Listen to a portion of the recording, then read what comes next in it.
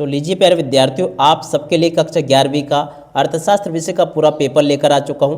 प्यारे विद्यार्थियों देखो, इस वीडियो को पूरा का पूरा आप लोग ध्यान से देख कर जाना, क्योंकि देखो प्यारे विद्यार्थियों यहाँ पर मैं आपको बता दूं कि आपका 28 तारीख का जो पूरा का पूरा क्वेश्चन पेपर है ना, आज मेरे द्वारा यहाँ से आपको बताया जाएगा। 28 फरवरी का प्यारे विद्यार्थियों देखो पूरा का पूरा पेपर आज हम यहाँ पर देखेंगे। प्यारे विद्यार्थियों देखो, वीडियो में आगे बढ़ें उससे पहले एक ज़रूरी सूचना मैं आप सबको दे देना चाहता हूँ, ताकि प्यारे विद्यार्थियों आप सबके अंदर कोई भी कन्फ्यूजन ना रहे। जी हाँ प्यारे विद्यार्थियों, आप सब लोग चाहे किसी भी स्कूल में पढ़ते हो, मध्य प्रदेश के किसी भी ज़िले में आप लोग रहते हो, मगर देखो आप सबके पेपर भोपाल से बनकर आएंगे।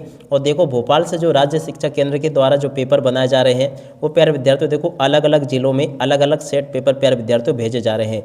किसी जिले में प्यारे विद्यार्थियों देखो सेट ए भेजा गया है, कहीं पर सेट बी भेजा है, कहीं पर सेट सी भेजा है, कहीं पर प्यारे विद्यार्थियों डी सेट होगा, कहीं पे ई होगा, कहीं पे एफ होगा, और इसके अलावा देखो कहीं कहीं पर जी भी पहुँचाया गया है। आप देखो एक साथ में मैं अगर आपको इतने सेट पेपर डालूँ ना, तो आप लोग देख नहीं पाओगे। क्या नहीं हो पाएगा आपके साथ में? आप लोग इतने सेट पेपर को रात भर में आप लोग देख नहीं पाओगे, क्योंकि देखो काफ़ी ज़्यादा है ये, ठीक है ना। एक पढ़ोगे, दो पढ़ोगे, तीन पढ़ोगे, चार, पाँच, छः, 7 सेट पेपर हो गए। अब देखो इसका एक सरल तरीका मैंने निकाला है, ठीक है ना।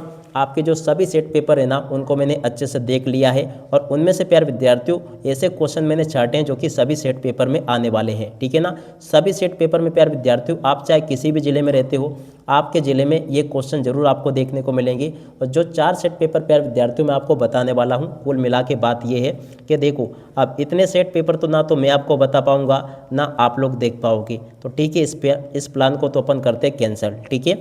अब देखो एक और नया प्लान जो मैंने बनाया है, आपको मैं 4 सेट पेपर उपलब्ध करवाऊंगा। सेट ए होगा, बी होगा, सी होगा और डी होगा। अगर प्यारे विद्यार्थियों आप लोग इन 4 सेट पेपर को अच्छे प्रकार से देख लेते हो ना, तो 100% प्यारे विद्यार्थियों आपका पेपर परीक्षाओं में इसी में से बनकर आएगा। जैसा कि आप सब लोगों को पता है कि प्यारे विद्यार्थियों संपूर्ण मध्य प्रदेश में जो मैं सेट पेपर बताता हूँ उसी में से क्वेश्चन आते हैं, ठीक है ना। आप सब लोगों को पता है कि प्यारे विद्यार्थियों अभी जो आपकी बोर्ड परीक्षा चल रही है, बोर्ड परीक्षाओं के पेपर में भी प्यारे विद्यार्थियों क्वेश्चन वहीं से पूछे जा रहे हैं, जो मैं आपको 4 सेट पेपर बता रहा हूँ। आप लोग चाहे तो वीडियो देख सकते हो, उसमें कमेंट भी पढ़ सकते हो। और देखो अब 11वीं के लिए भी प्यारे विद्यार्थियों देखो इसी प्रकार से 4 सेट पेपर मेरे द्वारा डिजाइन किए गए हैं। जो भी बच्चा इन 4 सेट पेपर को देख लेगा ना, तो आपको मैं देखो अंदर की बात बता दूं कि आपके जो सेट पेपर है ना, इनको बताना कोई बड़ी बात नहीं है, मगर देखो इतने आप देख नहीं पाओगे, ठीक है ना। फिर कमेंट करोगे कि सर ग्वालियर का डालो, भिंड का डालो, मुरैना का डालो, सागर का डालो, दमोह का डालो, जबलपुर का डालो, कहाँ कहाँ का डालूंगा, मैं परेशान हो जाऊँगा। तो इसलिए मैंने क्या किया कि आपके जो सभी ज़िले हैं, सभी ज़िलों के सेट पेपर को मैंने सेट ए में, बी में, सी में और डी में कवर करवा दिया है, ठीक है ना। कुल मिला के अगर बात की जाए ना, तो आपको केवल सेट ए, बी, सी और डी देखने हैं, ठीक है ना। और अगर आपने चारों सेट पेपर को अच्छे से देख लिया ना, तो आपका 100% असली पेपर इसी में से बनकर आएगा। एक भी क्वेश्चन का आंसर प्यारे विद्यार्थियों भाई साहब आपका इसमें से बाहर नहीं जाएगा। आप चाहे तो सुबह पेपर मिला लेना, ठीक है ना। और जैसे ही आपका पेपर हो जाता है ना, आप अगर उत्तर जानना चाहते हो तो आप लोग डिस्क्रिप्शन बॉक्स में लिंक दे रखी है मैंने टेलीग्राम की, वहाँ पे अपने पेपर की PDF या फोटो भेज देना, मैं आपको एकदम करेक्ट वाले उत्तर बता दूंगा, ठीक है ना। बाकी आप खुद करेक्ट कर लोगे, क्योंकि देखो इससे बाहर आपका एक भी नहीं जाएगा, ठीक है। और अभी जो आपको मैं बताने वाला हूँ ना प्यारे विद्यार्थियों, ये आपका सेट ए है। कौन सा सेट ए? अभी मैं आपको सेट ए बता रहा हूँ। शाम तक या रात तक प्यारे विद्यार्थियों आप सबके लिए सेट बी आ जाएगा, और सुबह प्यारे विद्यार्थियों सेट डी आएगा, सी आएगा और डी आएगा। बहुत जल्दी प्यारे विद्यार्थियों देखो एक चीज़ और मैं आपको क्लियर कर दूं कि आपका ए और बी में से 50% पेपर बनकर आएगा, और सी और डी में से प्यारे विद्यार्थियों देखो आपका 50% पेपर बनकर आएगा।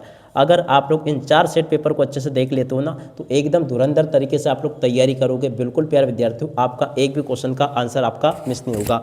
और अभी मैं आपको क्लियर कर दूं कि अभी जो अपन देखने वाले हैं ना, वो आपका सेट ए है। बी प्यारे विद्यार्थियों बहुत ही जल्दी आ जाएगा, तो इसलिए आप लोग चारों सेट पेपर को देखकर अगर जाओगे ना, तो 100% पूरा का पूरा पेपर आपका परीक्षाओं में इसी में से फंसेगा, ठीक है।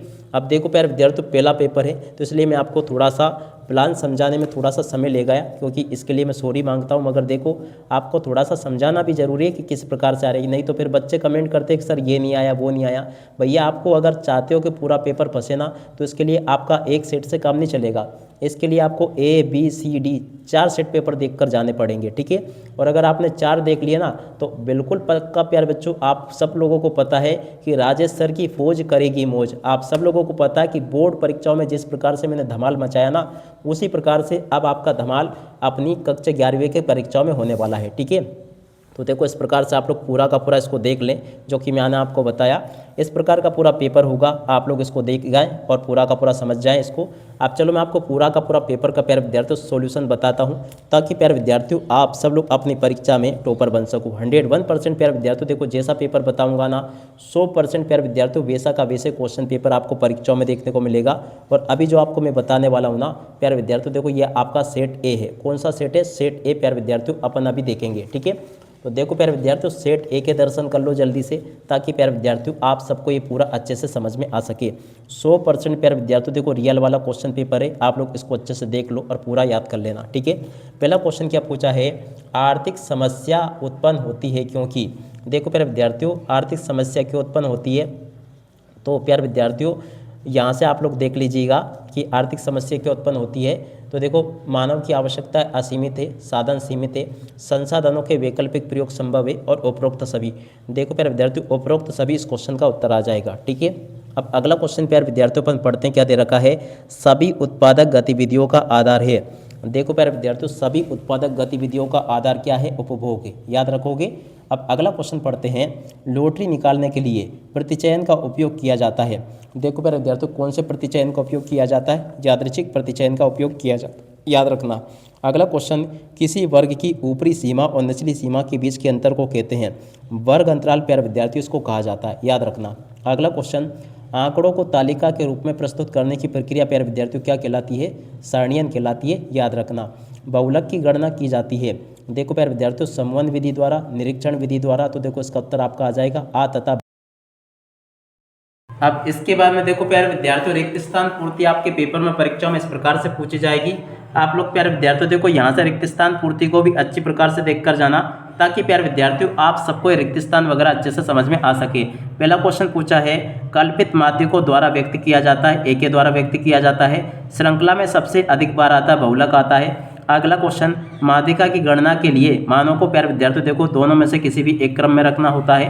अगला क्वेश्चन, मानक विचलन की गणना में विचलन केवल प्यारे विद्यार्थियों को कैसे लिया जाता है? माध्य से लिया जाता है। मानक विचलन की गणना प्यारे विद्यार्थियों देखो कितनी विधियाँ? 3 विधियाँ इसकी। अगला क्वेश्चन, प्रत्यक्ष विधि से माध्य ज्ञात करने का सूत्र प्यारे विद्यार्थियों देखो क्या होगा? Sigma x/n।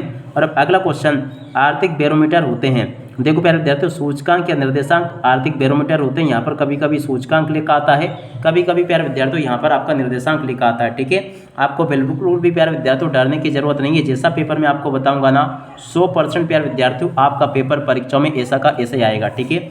अब उसके बाद में देखो यहाँ से इन प्रश्नों को पढ़ लेना। सही जोड़ी आपके पेपर में पूछी गई है।